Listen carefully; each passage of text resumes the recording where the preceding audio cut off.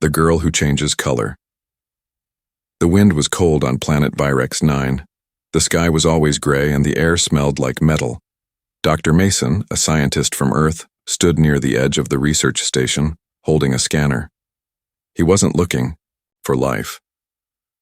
No one expected to find life here. But something beeped.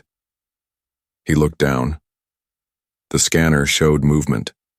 Something small, something alive, just beyond the rocks. Mason moved carefully. He walked through the metal gates and stepped into the strange red sand. His boots crunched with each step. Then he saw her. A girl. She sat on the ground, her arms wrapped around her knees. Her skin was changing color. Blue, then green, then suddenly red. Her eyes opened slowly. She didn't speak, but her body said everything. She was afraid. "Commander, I found someone," Mason called into his radio. The girl flinched. Her skin flashed yellow, a color Mason didn't recognize. He raised both hands. "It's okay, I won't hurt you." The girl didn't move, but she didn't run either. Back at the lab, the team stared at her through a glass wall. She sat in a white room, silent and still. Her skin glowed pale blue. "She's not human," said Dr. Kellen, the head of security. "But she looks like one." Mason watched her closely. Maybe she's more than human. They named her Luma. She didn't speak. But her skin reacted to everything. When the room got too loud and her skin turned purple. When she was left alone, she turned soft gray. When someone smiled at her, her color became warm pink. Days passed. Luma never spoke a word. But Mason felt like he was starting to understand her. He brought her books, music, even a small drawing tablet. She liked to draw. One morning, Mason walked in and saw a picture on the wall. A blue planet. Clouds, water, green land. It looked like Earth. "Where? Did you see this?" he whispered. Luma didn't answer, but her skin turned white. Mason looked at her in shock. "That color, I've never seen that before." She looked scared, almost guilty. Later that night, a soldier named Brandt entered her room for testing. He was rough, didn't care about her fear. "Time for blood samples," he muttered. He reached out and touched her arm. Her skin exploded into pure white light. Her eyes rolled back. She fell to the ground. The lights in the room flickered. The machine screamed. Alarms started blaring across the station. Mason ran in. "What happened?" She collapsed, Brandt yelled. "I didn't do anything, I just touched her." Mason knelt beside Luma. She was unconscious. Her skin was slowly turning gray, lifeless, dull. He looked up at the security camera. "Shut down the tests. Nobody touches her again. Do you hear me?" The commander didn't answer. Mason picked her up gently. Her body was cold. As he held her, something strange happened. His fingers started to glow. A warm color spread from her skin into his. He felt emotions, not his own. Fear, loneliness, pain, confusion, and deep, deep sadness. He put her back on the bed and stepped away. His hands were shaking. "She's more than a creature," he whispered. "She's connected." He turned to Dr. Kellen. When he touched her, something changed. Something inside her broke. Kellen frowned. "Maybe she's reacting to human contact." Mason nodded slowly. "Or maybe being touched by a human awakens something inside her." Hours later, Luma opened her eyes. Mason was sitting beside her. He smiled softly. "Hey, you scared us." She looked at him. Then, for the first time, she raised her hand and touched his. Her skin didn't flash. Instead, it turned golden, warm, calm. Mason felt tears in his eyes. "You trust me, don't you?" Luma didn't speak, but she didn't need to. The color said it all. From the observation room, someone watched them quietly. Someone with plans. He turned away from the monitor and spoke into a hidden communicator. They made contact, he said. Start the extraction plan. We're bringing her in. The experiment begins. The research station had changed. After the incident in the lab, the team stopped seeing Luma as just a test subject. Now they whispered when she walked by. Some were scared of her. Others were curious. Only Dr. Mason stayed the same. He didn't see danger, he saw a mystery. Luma was allowed to walk around the facility now, but always with a silent guard behind her. She never spoke, but she watched everything with sharp, alert eyes. Her skin was calm now, light blue most days, sometimes a soft green like she was at peace. But when someone came too close, the color shifted. Quickly. Like a warning. Dr. Kellen, head of security, didn't trust her. She's not safe, he said one night in a meeting. We don't know what she is. She's not human. We need control. She's not a weapon, Mason replied firmly. She's a person. People don't glow, Doctor, Kellen said coldly, and they don't pass out when touched. Despite the pressure, Mason kept working with Luma. Slowly, they built a silent language, colors, eyes, emotions. She drew often, strange shapes and symbols. At first, Mason thought they were art. But then he started to notice something. They were maps, stars, planets, even something that looked like Earth's moon. One evening, Mason brought her a small touchscreen tablet. Here, he said, tapping, an icon. Try this. Luma stared at it. Then she pressed a button. A soft melody began to play. Her skin shifted into bright, swirling patterns. She was happy. She handed the tablet back to him and gently touched his wrist. Mason saw images in his mind.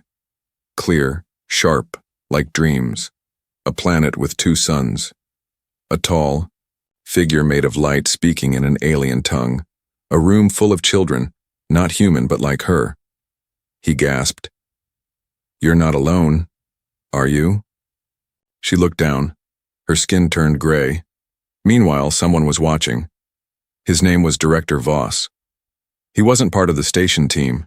He worked for a hidden branch of Earth's military. Black budget, secret projects, the kind people weren't supposed to know about, and Luma, she was now his target. She's communicating, he said into a secured channel. Mental link confirmed. We'll move soon. Back in the lab, Mason started noticing strange things. His data files on Luma were disappearing. Security cameras near her room glitched often, and someone had tried to access her blood samples without permission. Mason confronted Kellen. You said no one would touch her. Kellen didn't blink. I said no one should doesn't mean they won't. Mason narrowed his eyes. If someone's trying to harm her, you'll what? Kellen interrupted. Protect her like she's your daughter? She's not. She's a thing, Mason. An alien, and you're letting it into your mind. Later that night, Mason found Luma sitting alone in the observation room watching stars. She was drawing again. This time, the image was of a giant ship.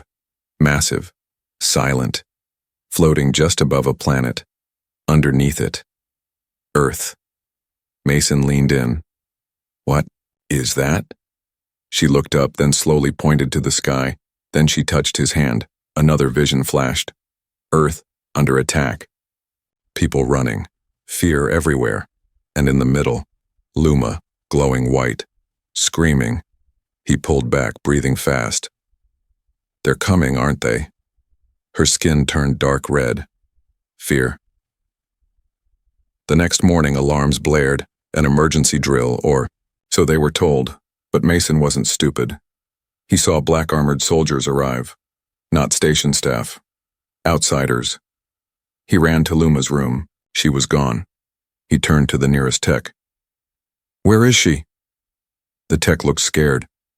They took her to Lab 4. That was the deep lab, the one used for dangerous tests. Mason didn't waste a second. He reached Lab 4 and saw her, strapped to a metal chair. Her skin was flashing between orange and white rapidly. She was terrified. Kellen stood nearby with Director Voss. She's our key, Voss was saying. She's a living bridge between species. With her we can control their tech, their minds, maybe even— She's not a key, Mason shouted. She's alive. Voss looked at him with cold eyes. And that's what makes her useful. Without thinking, Mason rushed forward. He ripped the wires off her arms. Luma looked at him. Then something incredible happened. Her skin turned golden, like last time, but brighter. Blinding. Everyone froze. Even the cameras died. Then, she touched Mason's chest and everything went silent. He saw it all. Her creation in a lab, not human, not fully alien, but designed, trained to feel emotions, absorb them, and one day control them. Meant to be a weapon. But something went wrong. She felt too much. She escaped. When Mason came back to reality, he was crying. Luma looked at him, her skin glowing softly. For the first time, she spoke. Just 2 words. They're coming. The forbidden touch. The research station was no longer just a lab. It had become a prison, not for Luma, for the truth. After the incident in Lab 4, Mason had been locked out of the higher-level systems. His access was restricted. His emails were monitored. His files scrubbed clean. But worse than all that, Luma had been moved to a secret underground chamber, and Mason hadn't seen her in 3 days. He stood outside the sealed hallway, clenching his fists. Kellen appeared behind him. You've been warned. Stay away, Doctor. She's not dangerous, Mason said. She is, Kellen replied coldly. Just not in the way you think. Meanwhile, Luma sat in a dark room, surrounded by machines humming with low energy. Thick metal bands circled her wrists and ankles, glowing faint blue. She wasn't fighting anymore, she wasn't glowing. Her skin had turned a soft, dull gray, emotionless. She was tired. Not from the machines. Not from the isolation.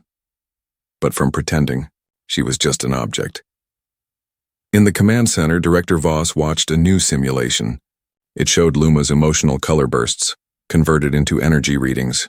She's an empathic reactor, he explained to a silent room. Her emotions create waves that affect human biology. Touch activates something deeper, possibly neural fusion. One of the techs looked up. So when Dr. Mason touched her and saw memories, that wasn't imagination? Voss smiled slightly. No, that was connection, like a cable plugged directly into the soul.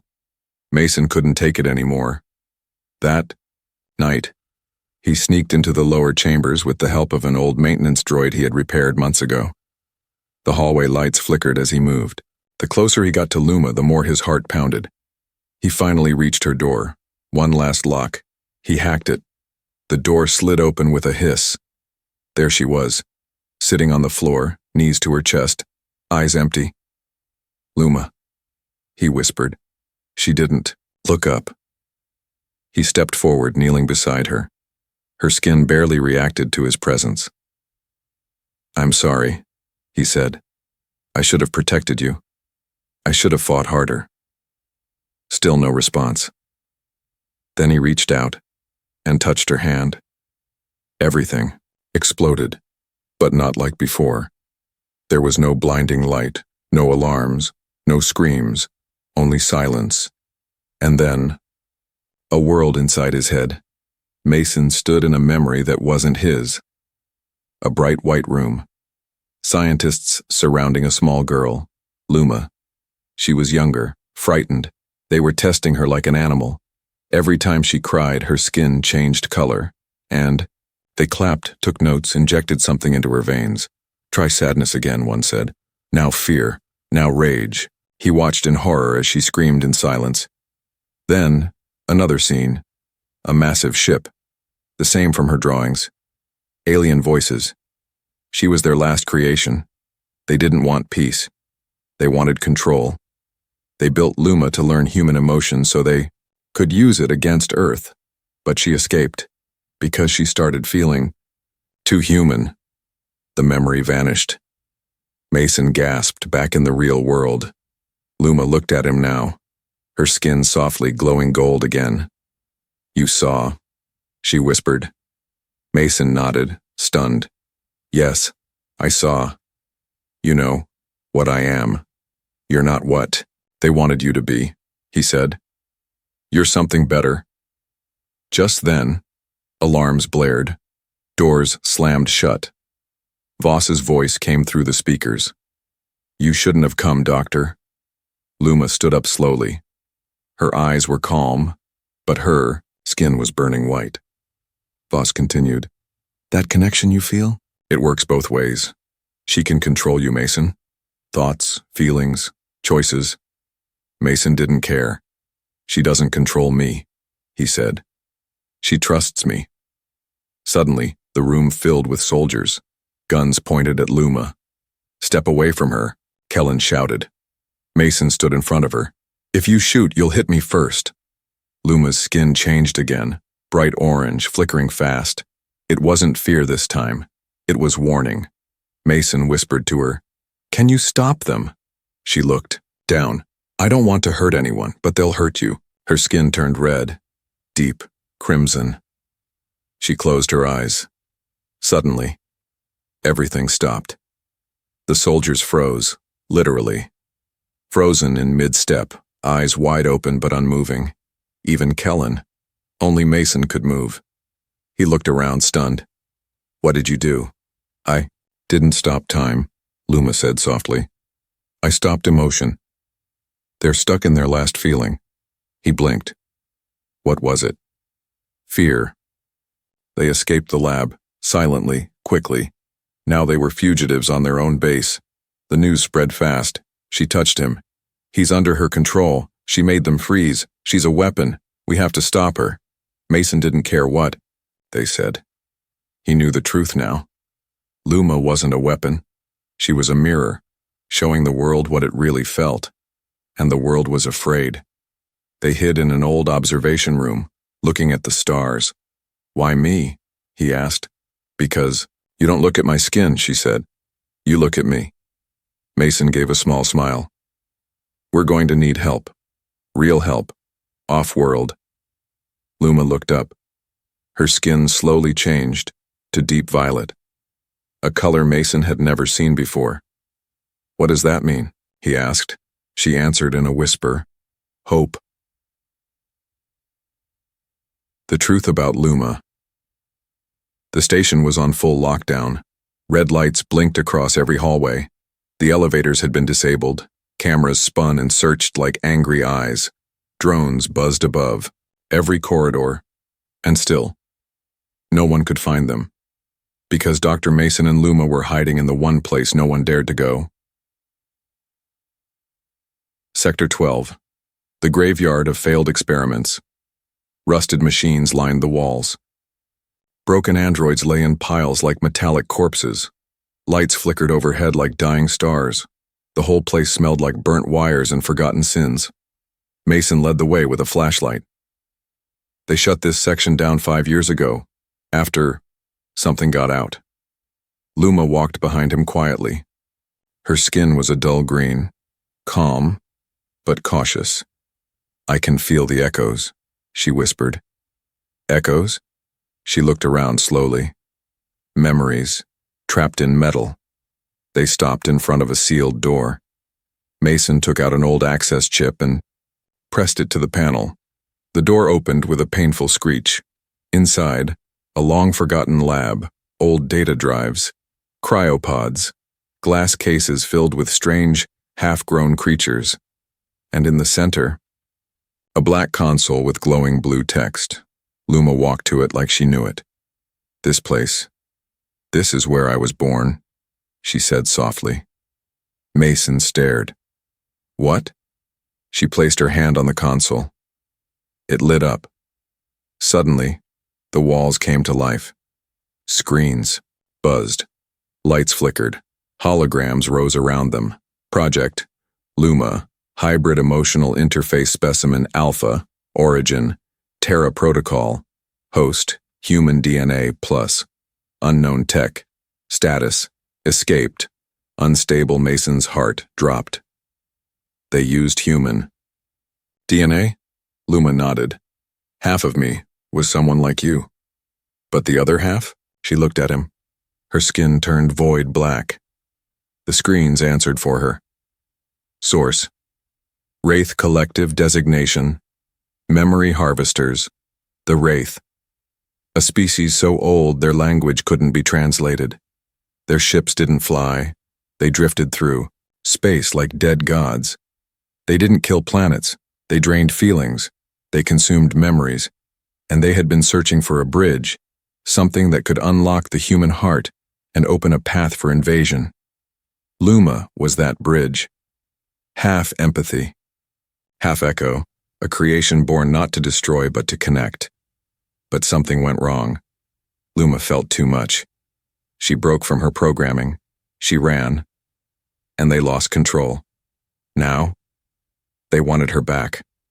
Mason backed away slowly. So, that's why they want you.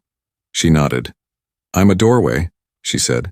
And once opened, they'll pour through. Back at the command center, Voss watched the same data appear on his terminal. Sector 12 is live again, he muttered. Kellen turned to him. You think they found the truth? Voss smiled. Let them. The more she remembers, the more unstable she becomes. He leaned forward, pressing a button. Deploy protocol null. Kellen flinched.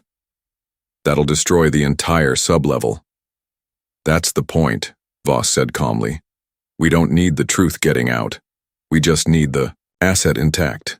Back in the lab, Luma stared at a hollow screen showing Earth. Why Earth? Mason asked. Why us?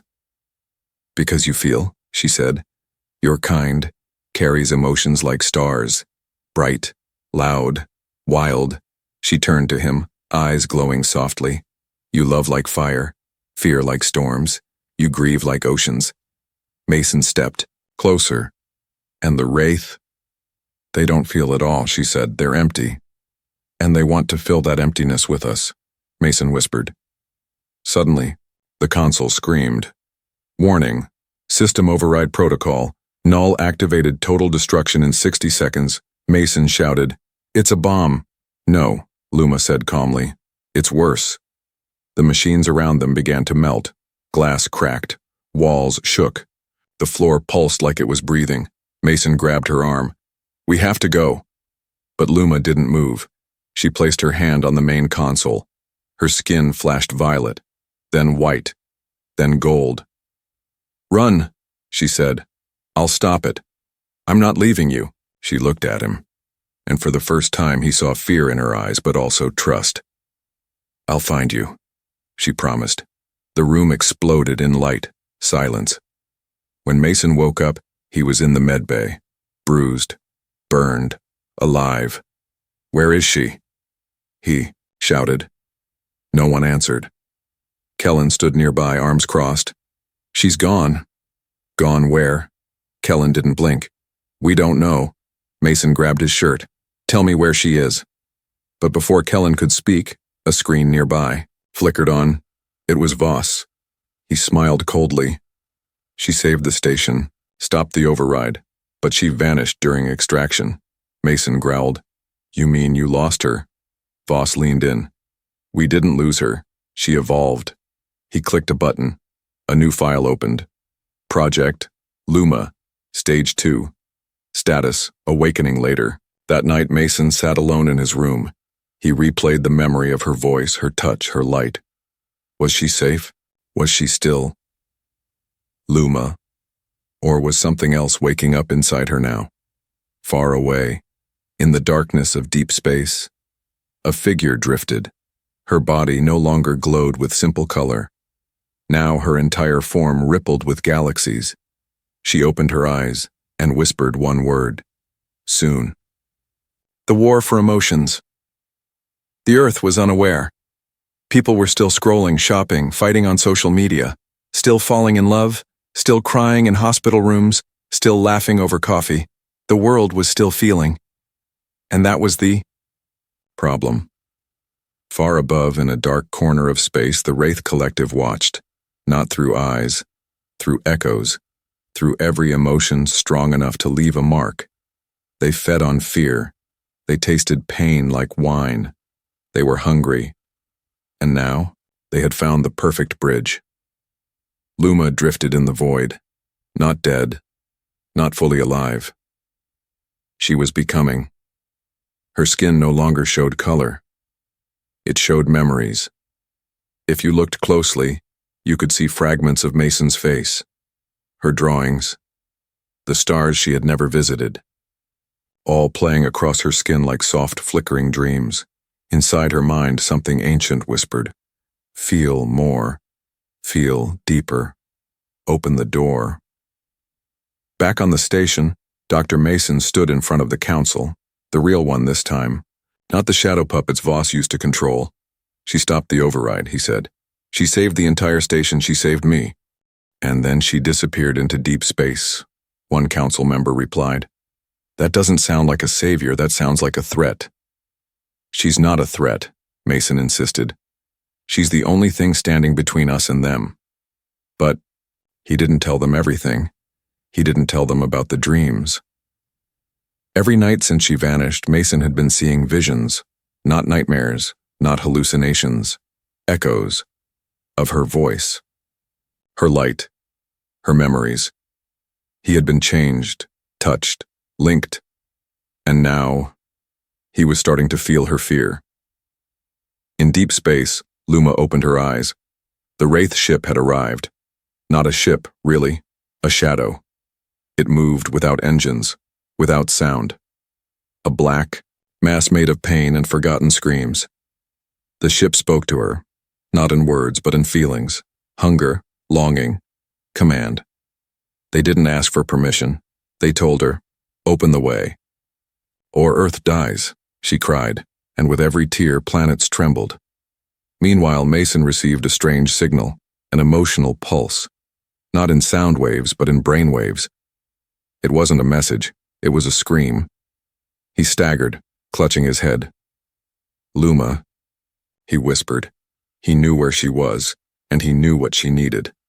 Voss had vanished, gone underground. No one knew where. Kellen had gone silent. The station was cracking from the inside on politics, fear, power grabs. But Mason? He took a shuttle, alone, straight into the dark. When he found her, she was floating near the Wraith ship, her body glowing with deep golden light. "Luma," he shouted into the void. No reply. He flew closer, opened the hatch, stepped out in his suit. Her eyes opened. "You shouldn't be here," she said. Her voice echoed like it came from a cave of stars. "You called me," he replied. "I warned you," she said. "They're too close. If they feel what you feel, they'll break everything."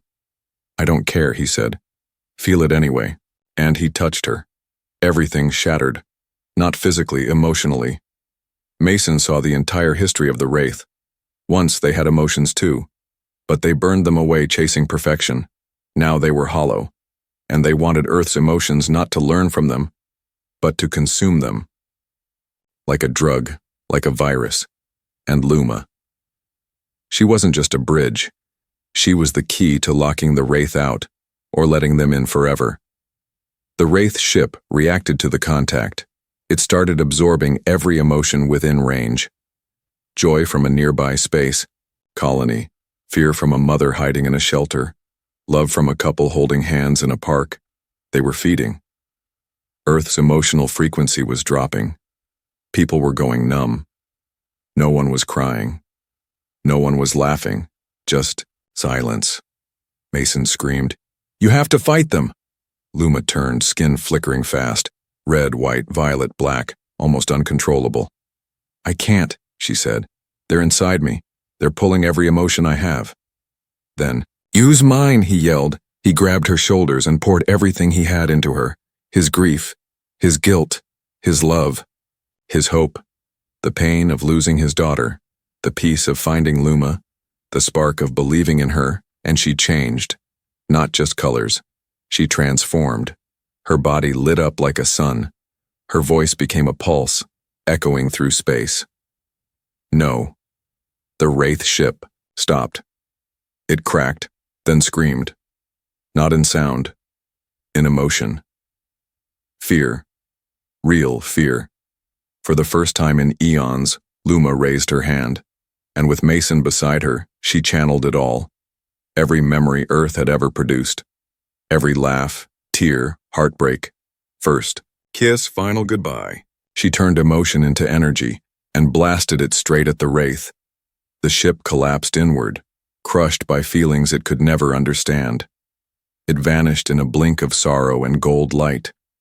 Silence returned to space. And then, color. Luma's skin turned clear like glass filled with stars. Mason floated near her.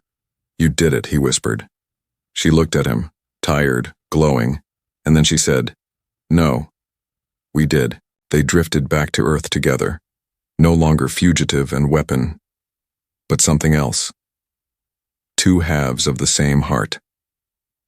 Back on Earth, emotions returned like a wave. People cried for no reason, laughed uncontrollably. Children hugged strangers.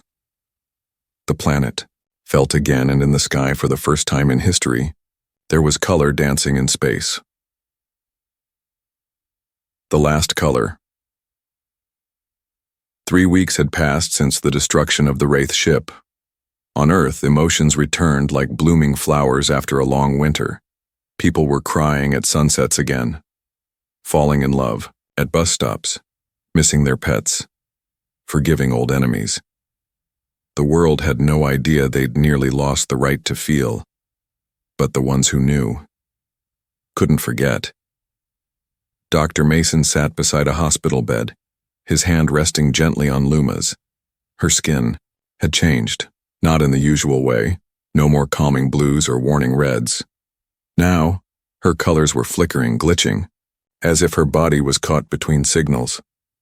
Sometimes she flashed through all emotions at once, pink, violet, gold, gray, like a broken rainbow. Other times her skin just went blank. No glow, no light, just still. "She's fading," whispered Dr. Kellen, now a reluctant ally. Mason didn't look at him.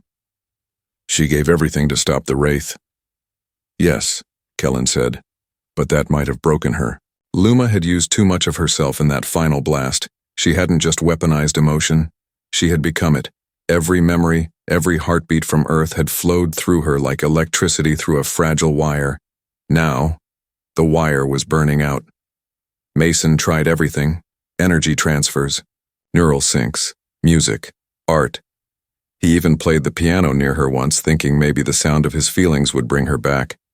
For a moment, her fingers twitched, and her skin turned to soft gold, but it didn't last. Then came the waves. Strange, surges of emotional energy began radiating across the planet. They hit in pulses, invisible, but powerful. One moment, a city would feel joy like a festival. The next, grief, like a funeral. Animals howled, babies laughed and cried in the same breath. Empaths collapsed from overload, and every time it happened, Luma glowed. "She's linked to the planet," Mason said one night, pacing. "Her emotional system is synced to Earth itself. She's the antenna now." Kellen looked uneasy. "But if the signal gets too strong, she could shatter," Mason whispered. "And if she does, every human could lose control." Back in her room, Luma blinked. For the first time in days, Mason rushed to her side. "Luma?" She turned, her head slightly. Her voice was barely a whisper. "I'm still here." He smiled through tears. "You scared me." She looked at him. Her skin flashed weak violet. "I scare myself." She sat up slowly, skin crackling with broken light. "Mason, I don't think I'm just me anymore." "What do you mean?" "When the Wraith tried to pull emotions from the planet, I pulled them into me too." She looked down at her hand, where a dark patch of black shimmered like oil under glass. "There's something inside now." The Wraith were gone, but their echoes remained, in her, and they were learning. That night, Luma had a dream. She stood on a battlefield made of mirrors. Each one showed a version of herself, smiling, crying, angry, empty. One by one, they shattered. She felt the fear returning, not from her, but from them. The Wraith had never truly died. They had simply changed form, and now they were trying to take her.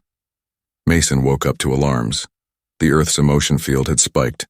Riots were breaking out in major cities. People were attacking each other for no reason. Old griefs were exploding like bombs. Regrets turned into violence. Love into obsession. Earth's emotional balance was falling apart. And Luma? She was standing in the middle of the med bay. Eyes wide, skin pure white, hair floating like she was underwater. "I can't hold it anymore," she said. Mason stepped forward. "Let me help." She shook her head. "No one can." Her hands glowed, and not in soft colors. In raw force, she screamed, not in pain, but in overload. The lights exploded. The walls shook. Every person on the base collapsed to their knees. In emotional shock, reliving their worst memories all at once. Only Mason stood, because he had already felt it all before. He stepped through the wave, hands out. "Luma." "You're not alone." Her voice cracked. "I don't know who I am anymore. You're the girl who drew Earth before she even spoke. You're the one who made a machine cry. You're the one who saved me." Her skin flashed red, then gold, then black. "I'm also the one who might destroy everything." Suddenly she floated into the air. The Wraith energy inside her twisted, warped, trying to break free. She looked down at Mason. "You have to end it." "No," he said firmly.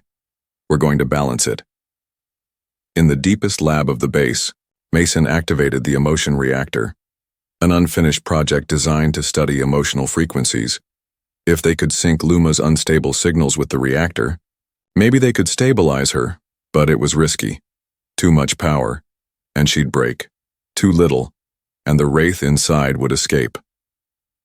Luma lay inside the reactor chamber, floating in a magnetic field. Mason stood at the control panel. "I'm with you," he said. She smiled. Weak.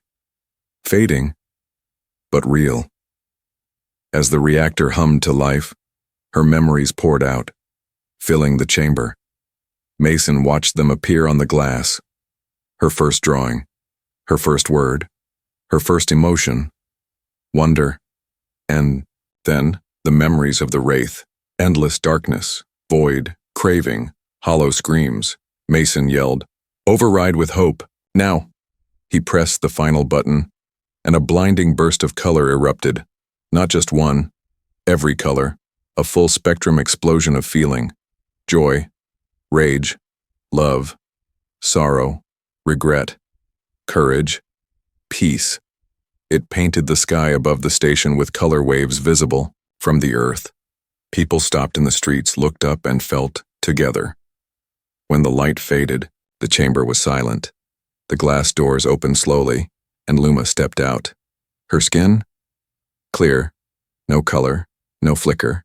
Just peace. Mason ran to her. She smiled. "You did it," he whispered. She touched his face. "No, we did." He hugged her, unsure. If she was even fully human anymore, she wasn't. She was something else now. Not a weapon, not a warning, but a balance. The last color wasn't on her skin, it was in the connection between hearts. Above the Earth, a final message appeared, written in energy, not words. "Feel, and you shall never fall." When color fades. The world was different now, not because of flying cars, not because of new governments or alien invasions. It was different because people had learned to feel again, deeply, honestly, without fear. There were no more numb days, no more fake smiles, no more bottled-up pain, because now they knew what it meant to almost lose it all, and at the center of it all was her Luma. She no longer lived on the station. She stayed in a quiet corner of Earth, a forest where colors bloomed like her emotions once had. But now, her skin was no longer changing. Not even a shimmer. She was still, balanced, at peace, but also fading. Mason visited often. He'd bring books, paints, music, and stories. She'd listen with a soft smile, but her voice was quieter now. Her energy, dimmer. "Are you okay?" he asked one day. She looked up at the sky. "There's no more storm inside me," she whispered. "And when the storm goes, sometimes the flame does too." Mason's chest tightened. "Don't say that." "I'm not afraid," she said. "But I think I'm done glowing." The balance she had created came at a cost. She had taken the wraith echoes into herself and neutralized them. But to do that, she had to let go of something else. Her connection to human emotion. She could no longer feel the same way. She remembered feelings, but she no longer lived them. It was like being in a painting, beautiful, meaningful, but still. The world saw her as a savior, but to her she had become more like a ghost, still visible, but slowly slipping away. Meanwhile, far above the earth, a small wraith fragment drifted silently through space. Leftover, forgotten, weak, but not dead. It had survived the emotional blast, and now it had found something new, something else to feed on. Not emotion, but emptiness. On Earth, Mason stood before the United Human Council. "She's not dying," he said, "but she's not fully living either." The council listened, silent. "She needs us," he continued, "not as soldiers, as people, as storytellers, as dreamers, as humans." "What are you suggesting?" one leader asked. "That we share with her our art, our poems, our laughs, our worst memories, our truth." He pointed at the giant screen behind him, where Luma's last broadcast shimmered, her standing in the forest, eyes closed, skin like glass. "She gave up her color to give us back ours. Now it's time to return the light." So they did. People from all over the world began sending messages, raw, emotional, messy, beautiful. A boy from Tokyo sent a song about his mother.